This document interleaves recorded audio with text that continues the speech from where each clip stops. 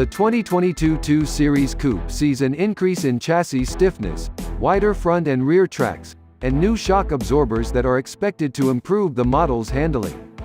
An adaptive M suspension is also available that includes electronically controlled shock absorbers and a choice of ride settings. New, stiffer bearings on the front axle are expected to improve steering feel. An available variable sports steering system is said to improve both driving feel and reduce steering effort during low-speed parking situations. Compared to the last Gen 2 series, the new one is 2.6 inches wider and rides on a wheelbase that's been stretched by 2.0 inches. Those two-dimensional changes alone should slightly change the car's appearance when seen in person next to the older model.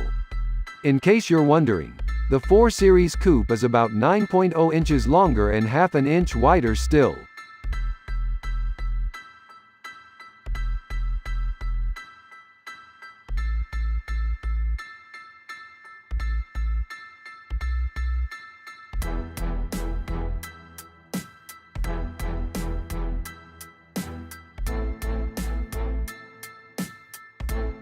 Things stay positive with the confirmation provided by these official that the new coupe has received a relatively modest version of BMW's seemingly ever-expanding kidney grille.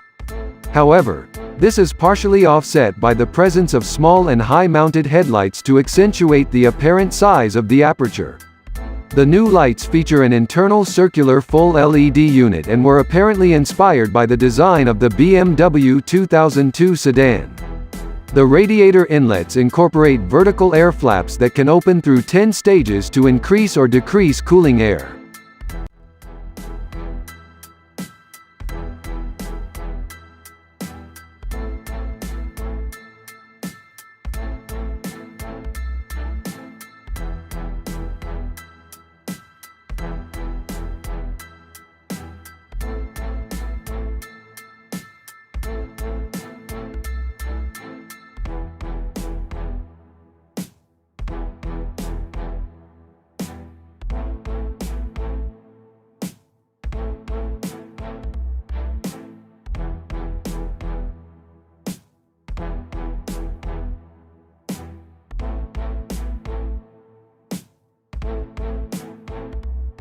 The outgoing 2 Series is an entertaining little two-door that some call the quintessential BMW.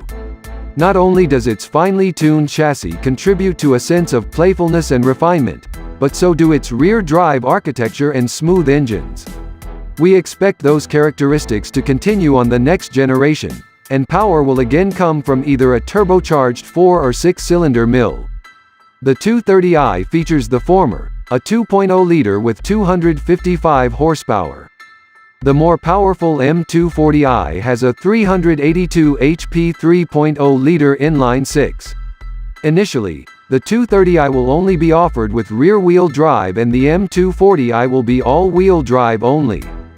However, both variants will eventually be available with each respective drivetrain.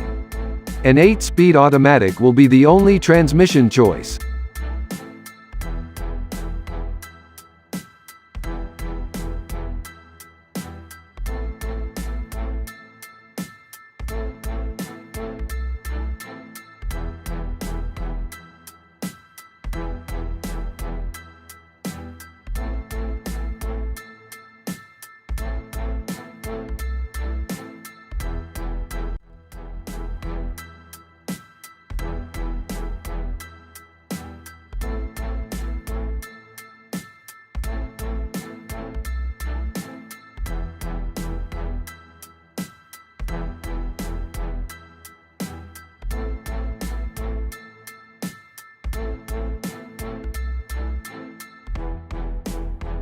Inside, the new BMW 2 Series Coupe looks almost exactly the same as the latest 4 Series.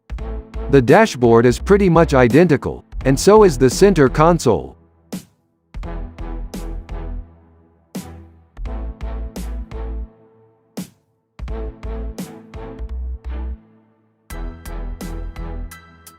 Although BMW's interior design language isn't groundbreaking, it's enhanced by excellent build quality and satisfying ergonomics.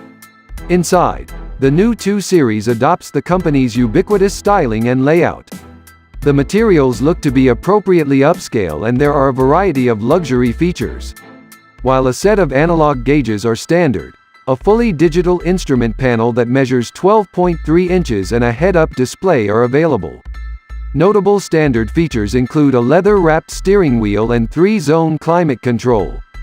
Desirable options include customizable ambient lighting, a heated steering wheel, heated front seats, and leather upholstery. Thanks to an increase in overall length and width, including a wheelbase that stretched by 2.0 inches, the 2-door coupe is roomier than its predecessor.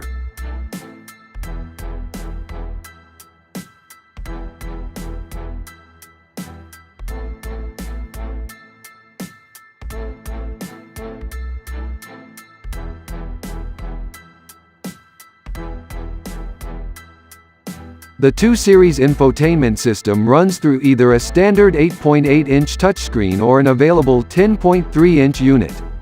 Along with steering wheel controls and voice commands, the interface can be manipulated via a rotary controller on the center console that's surrounded by useful shortcut buttons. BMW also kindly includes a physical volume knob. Every model includes a subscription-based Wi-Fi hotspot, wireless Apple CarPlay and Android Auto, and a 10-speaker stereo. Those who want a more powerful sound system can upgrade to a 14-speaker, 464-watt Harman Kardon setup.